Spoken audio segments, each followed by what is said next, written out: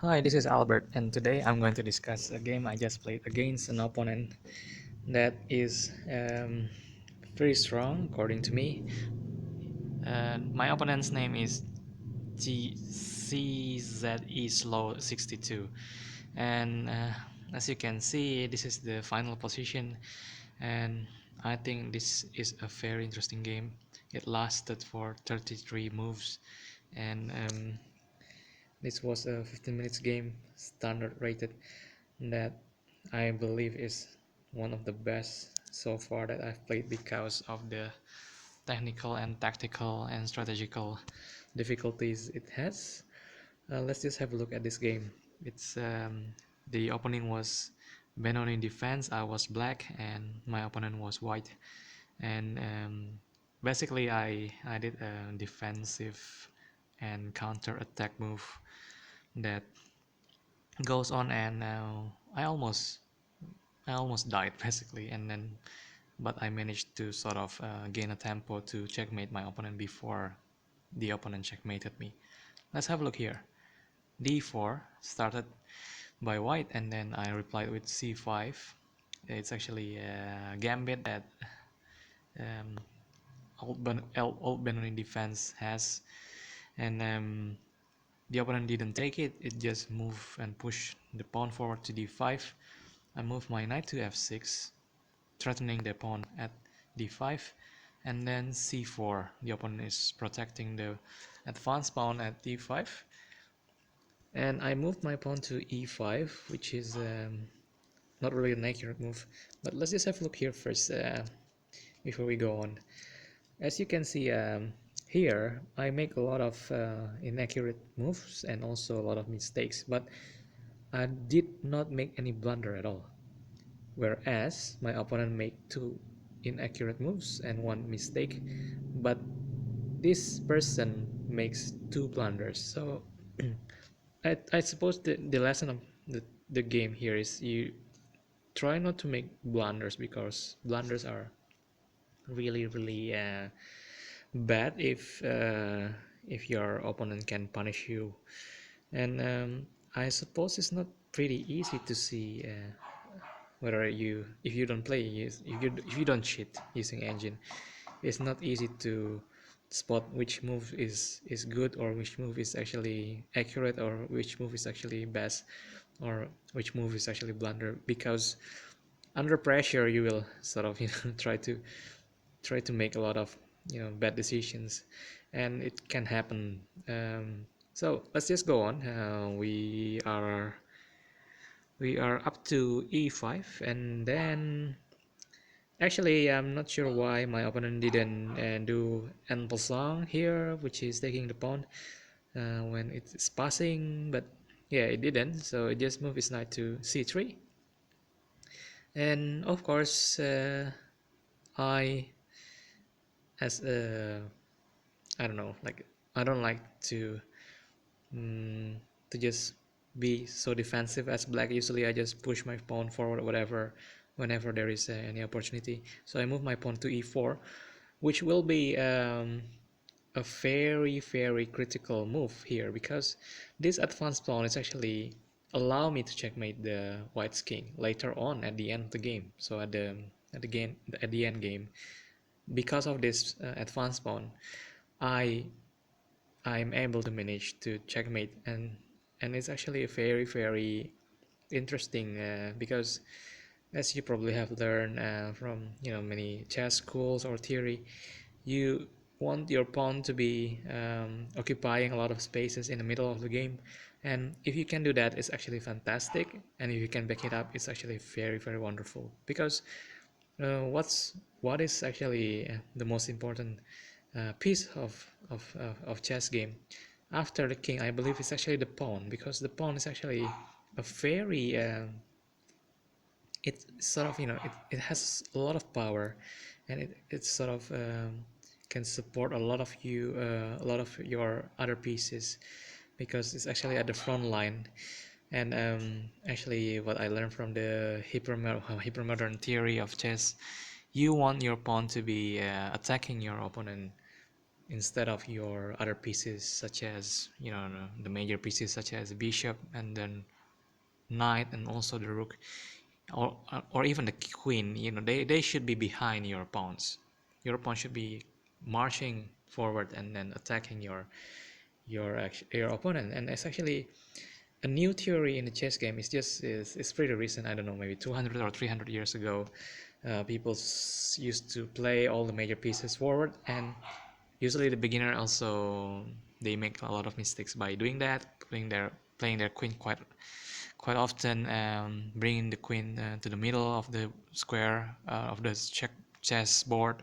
And why is that actually not good? Because it is prone to attacks by pawn. Actually, pawn is actually has so low value, and it can actually take a higher value. So why would you put your higher value pieces in the front unless it's actually worthwhile?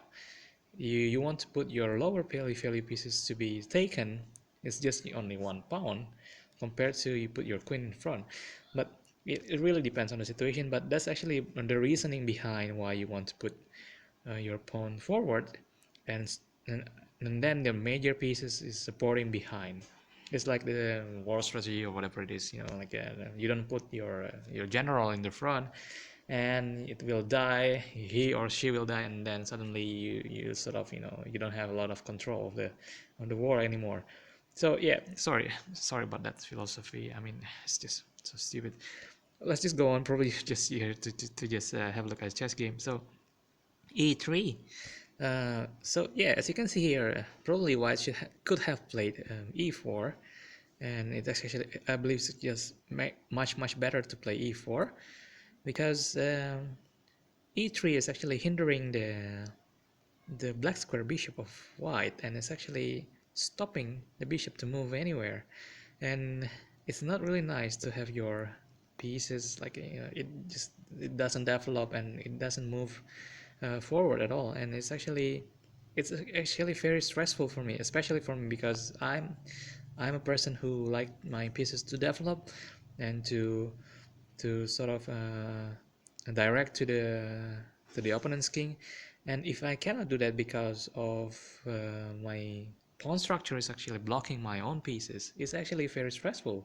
And you should be stressful as well if you feel the same. I mean, it's actually a tactical thing. If you sort of if you are able to block the way or hinder the way in chess, it's actually a tactical advantage to be able to do that. And your opponent will be, it will sort of develop slower, and then they will get stressed out because it doesn't have a lot of squares to move, and it's actually annoying. So that's a good tactic, right? I mean, you want your pieces to sort of develop a lot, and you want your opponent to not be able to move at all.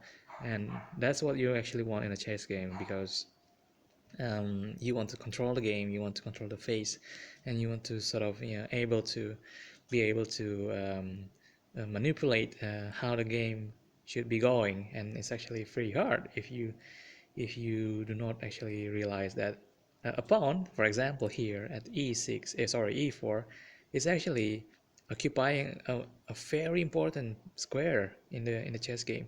So let's just go on, because all of this doesn't make sense, like as if I just I'm stuck here. So let's just go on d6.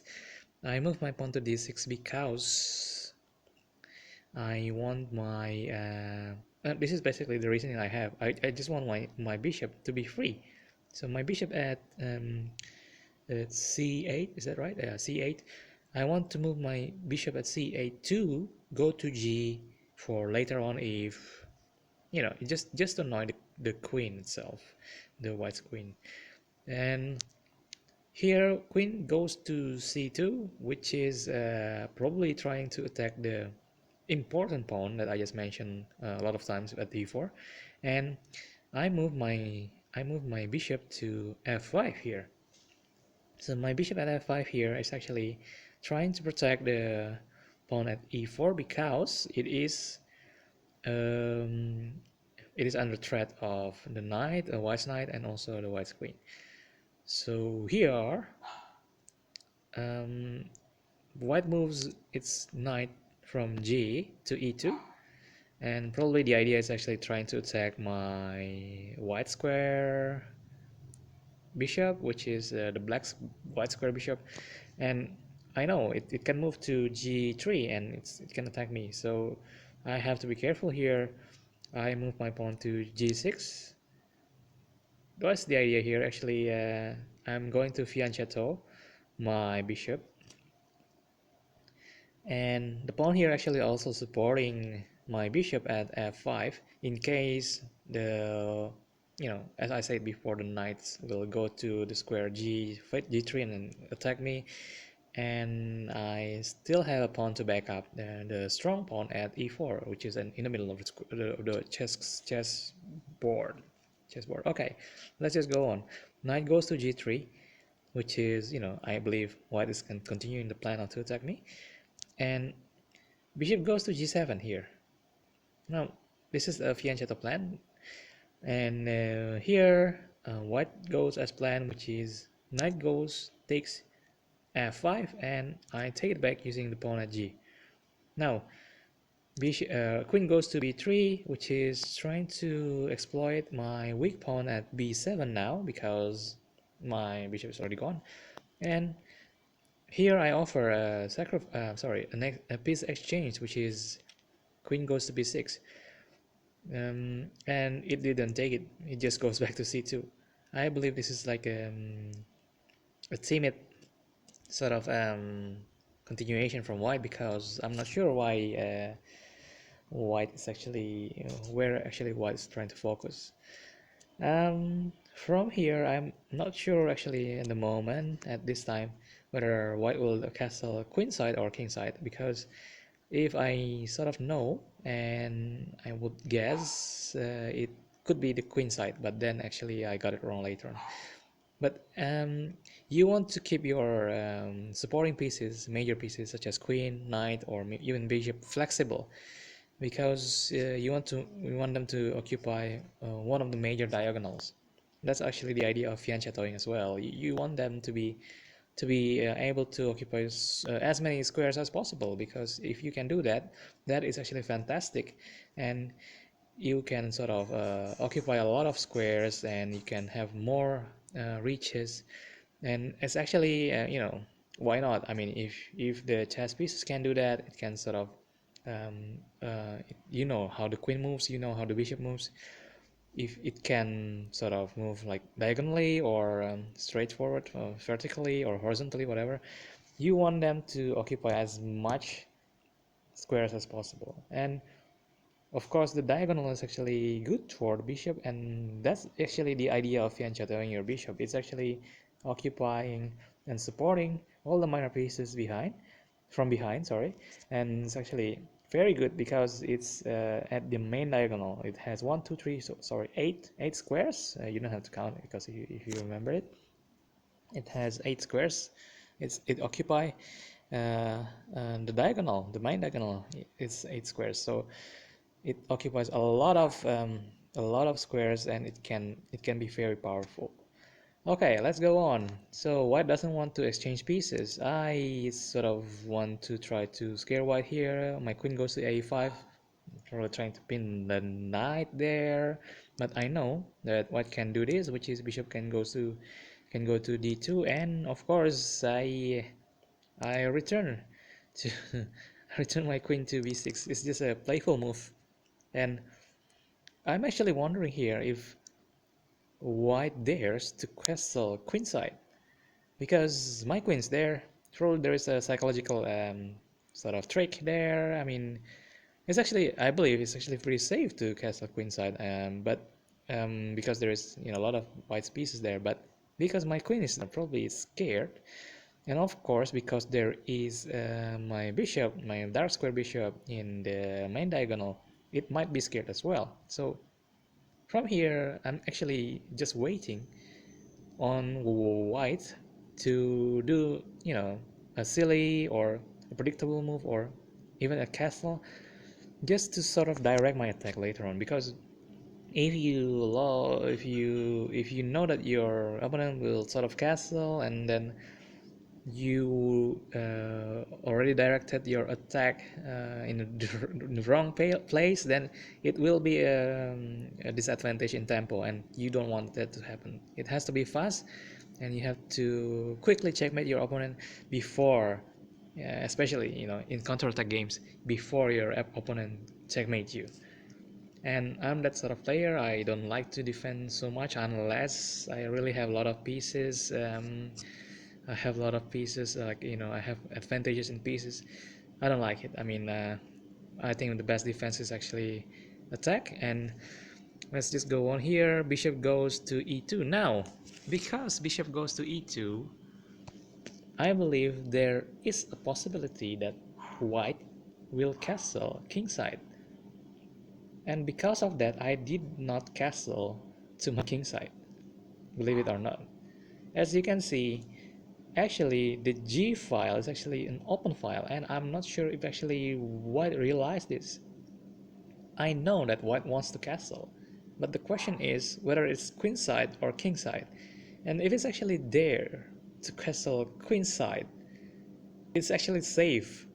But actually what happened here, um, even after I moved my rook to g8 here, which is threatening the pawn at g2, which where the king will be after it castles kingside, it still castles kingside. And actually, I'm not sure why the engine is actually not saying anything here, but actually I believe this is a blunder, because you don't want to put your king in front of the open file. Of course, it's very dangerous. It's prone to attack. And let's just have a look. Oh, by the way, I think this chess engine is not really like a low class or whatever. It is actually not, I actually forget. Okay, I have to check it, but you can check at lichess.org.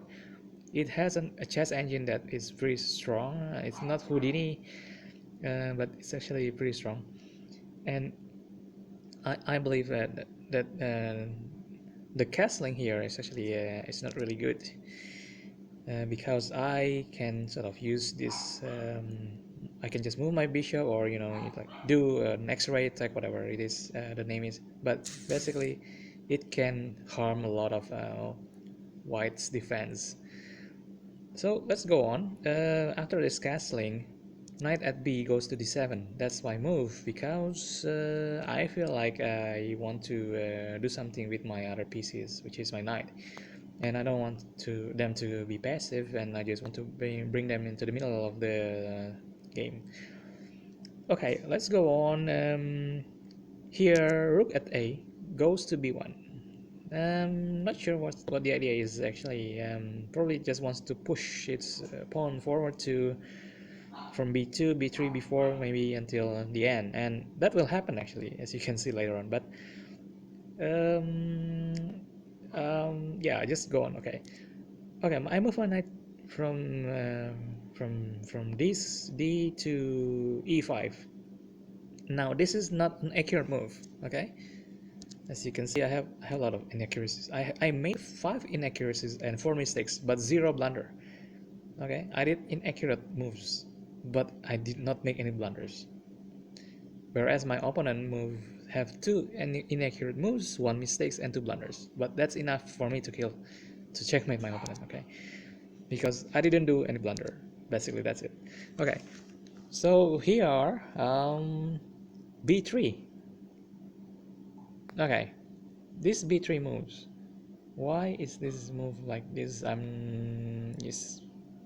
think it's pretty timid. I mean, yeah, okay.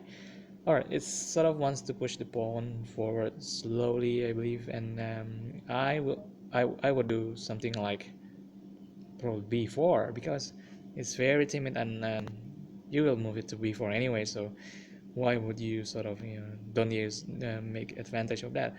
Of the first rule of pawn, the first move is actually you can move 2 squares forward, and it didn't use it. So I know from here that, okay, you want to attack that side. I sort of don't want to involve my queen there, and I want my queen to sort of, because you already castle king side, I want to bring my queen to the other side of the board, which is the king side. And also there is a possibility here to sort of batterying up, or sort of helping each other with the rooks. So I bring it at the last rank of the chessboard, which is d8, and now b4.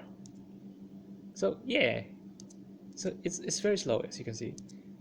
b3 and then b4. Yeah, it could have just moved b4 straight away, and it didn't. So yeah, okay.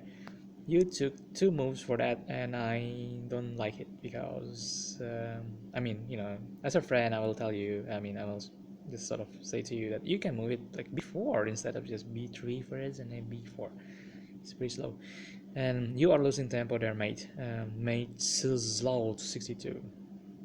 I think he is Czech or she is Czech. I'm not sure. Okay, let's just go on. I move my pawn to b6. It is also an accurate move, but basically the idea is if you do take my pawn at c5, I will take back using my pawn at b. Okay, so b takes c5. Oh, sorry. I will take using my pawn at d, and my b pawn will support it. Okay, so I learned this from Magnus Carlsen, which is the #1 in the world.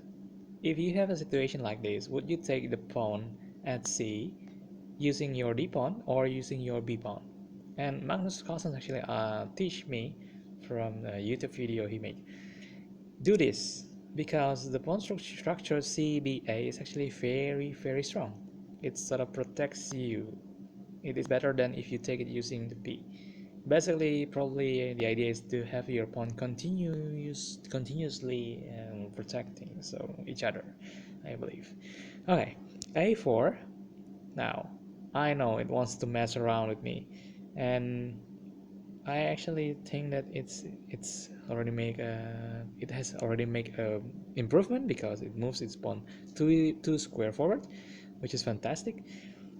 But yeah, I sort of don't want to focus there. I mean, I will focus on my opponent's king. So okay, I move my queen there.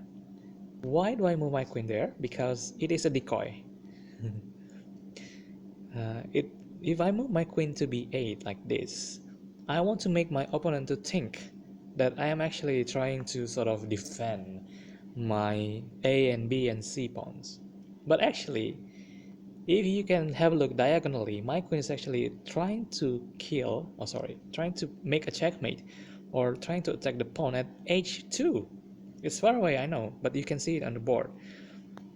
So it has like a decoy sort of purpose move, and also it has a move. It has actually it serves a greater purpose, which is trying to kill or trying to checkmate my opponent's king. I want it to be like this, not moving my queen to c7 instead, or maybe moving my queen to like d6, because I want to decoy my opponent. I just want my opponent to think that I am I'm very I have a very defensive sort of way of thinking. Also, I want to decoy my opponent to sort of they will feel like, this guy is actually not threatening my king, so he's not attacking or something like that. So yeah, that's what the idea I want to send to my opponent. And believe it or not, it continues with a5. You know what, actually this is not a bad move, but actually you've got better move than this. I mean, you sort of can mess around with my pawn structure at e file actually, instead of just doing this. It's not directly attacking my king, and the pawn structure is too strong, and you can't sort of penetrate to my defense straight away, because it's not easy actually. I still have my queen there, my rook there, my 2 knights there. So okay, here it goes. I launch my attack, which is knight from e goes to g4. Okay, the engine actually is oh yeah, now I remember the engine's name. It's Stockfish number 8. The engine actually suggested me to move to king goes to f8, and I'm not sure why actually that is a good move or not, because it's slow. Now I have a threat of checkmate in one, because my queen will sort of take the pawn at h2, and black has to defend, and it defended. Sorry, white has to defend it, and it has defended using g3. Now I move my pawn, sorry, my knight to h5. Probably, if you want to have a look here, my idea is actually already there. I want to sacrifice my pieces. Okay, my pieces are my knight, and also probably the bishop as well. Later on, I will bring my bishop from g7 to e5, and it will attack. I want to scramble egg the pawn structure of white in front of this king. I don't care if I have to sacrifice my bishop, my knight, or even my other my rook or my queen, as long as white doesn't have any more space to escape. And let's have a look here. Queen goes to a4 check. I simply move up my king, and I believe even though white can penetrate here, queen goes to c6. It's not actually, it's just stop there. Okay, it stops there. Can you believe it or not? It cannot go forward. So even though white's queen is actually already inside the perimeter of my area, and I didn't actually castle at all, my king is actually pretty safe, and it's actually very interesting. Also, by moving my king forward, I actually connects all my rook and my queen as well. It's very strong. It's actually a very strong defense. And actually the Stockfish 8 engine is recommending me recommending white to actually take the pawn at e4, which it should have done a long time ago, because that's the only way to sort of penetrate into my defense, to black's defense. Okay, okay, let's just go on here. Bishop goes to e5.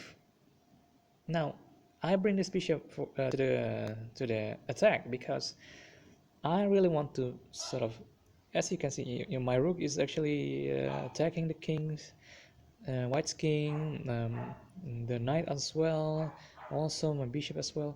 So it is the idea. I'm going to sacrifice my major piece because I hate the defense of white, and I'm going to destroy it. Okay, so bishop goes to g4, taking my knight. My rook goes to take g4. So it's straightforward. I want to attack white as much as possible. I don't care if I have to sacrifice my major pieces, because white will be in trouble if I manage to finish up all the pawns in front of white's king, which is the defense. So here, can you believe it or not, rook, sorry, 8 takes b6. Okay, it is actually it's pretty scary, because I know that it wants to promote its pawn, which is good.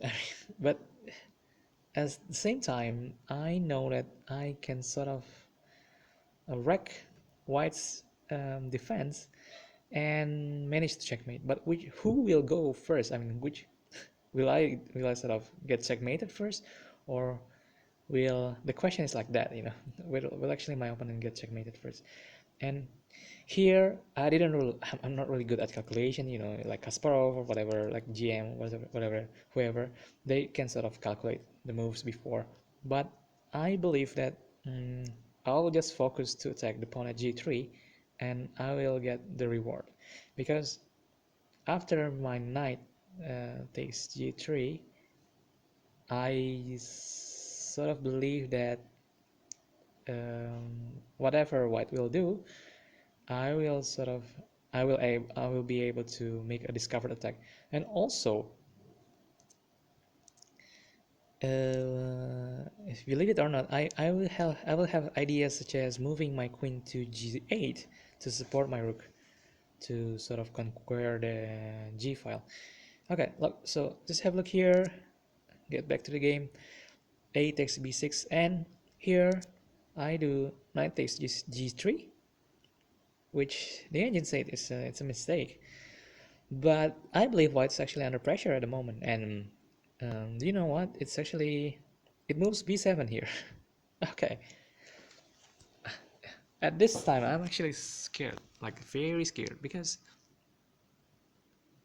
the next move will be the pawn takes a8, and queen is actually supporting it. So I'm so scared if my attack will not be continuous enough to sort of to sort of and it sort of can be refuted or deflected by white. So I'm not able to checkmate white on time. And okay, let's just I don't have any idea. My rook cannot escape at a8, but I just believe that this is actually pretty strong. So I just move my knight goes to e2 here, and there's a double check from the rook and also the knight. And if you have a double check, basically what it means, the opponent king has to move, because you cannot cover it, you cannot take both pieces at the same time. It means the king has to move. That's what double check means. And the king has no more square to move but this square, which is h1, the corner of the chessboard. And believe it or not, I actually move my rook to h4, which I have to find in sort of a minute or so. I think about this because it's so scary. The idea of white sort of trying to attack me or something like that, it is so scary, and I'm so scared. Now, as suggested by the engine here, can you believe it or not, the best move for white, as suggested by Stockfish 8, is actually moving its pawn forward to d6. Do you know why? Because it is a checkmate in one. Oh, sorry, it's not a checkmate in one, but it is very, very vulnerable to the attack of the battery between my queen and my bishop. And also, as you can see, my rook is also coordinating to attack the pawn at h2, which is the only piece left to defend the king, the white's king. So it didn't move it like that. Instead, it is taking the knight that has just there. Yeah, so it made a mistake. And because of this move, knight takes e2, it is a blunder. And as you can see, the checkmate is now cannot be avoided anymore. It is a checkmate in 8 moves, and luckily I managed to do it correctly. Well, just have a look here. So you don't have to pause the video like many other chess people are trying to do. You just have to do try to think about it. But here it goes. Rook goes to h2 check. No more escaping point, but h has to go to g1 and bring my queen there to g8 check, and it has to cover because the king cannot move anymore. Basically, it has to cover using its knight. Knight goes to g3, and then the bishop takes it at g3, and there will be a problem of discovered attack. Now, actually, it doesn't have any more defense, basically. Trust me, it doesn't have any more defense at all. The rest of the game will be double checks, and also force moves. I was still thinking at this time whether I'm still safe or not, but the white's queen cannot move to sort of, cannot do any attack to me. Even though my king is just there alone, I still have a lot of pieces there. Can you believe it or not? I mean, I have a discovered attack if anything happens. If the pawn promotes to b8, I can take it using my my bishop even. Yeah, and there will be a discovered attack of check. And if even, can you believe it or not, if the pawn at b7 take my rook at a8 and promotes to be a queen, I can cover it. Can you believe it or not? I can just put my bishop goes to b8, and then there will be a checkmate. Can you believe it? It is a covering move, protecting my queen that is attacking the king. It's actually it's beautiful, I believe. Why cannot take a8? Because there will be a checkmate. How could there be a checkmate?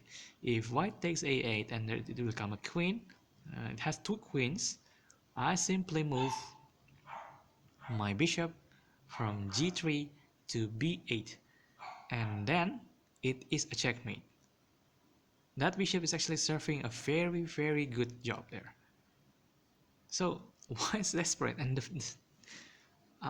sorry, because I'm not using a computer. I'm just using this mobile phone. I cannot sort of move around, but the Stockfish engine is actually suggesting to move the queen there just to distract the king. And so here, yeah, okay, the move is rook at f goes to c1, trying to make an escape route for the king, and I just move my bishop there. Okay, check, double check actually, queen and then bishop. It's not suggested for white to take the rook at h2 because there will be a very easy checkmate later on. But so the king knows and it escapes there.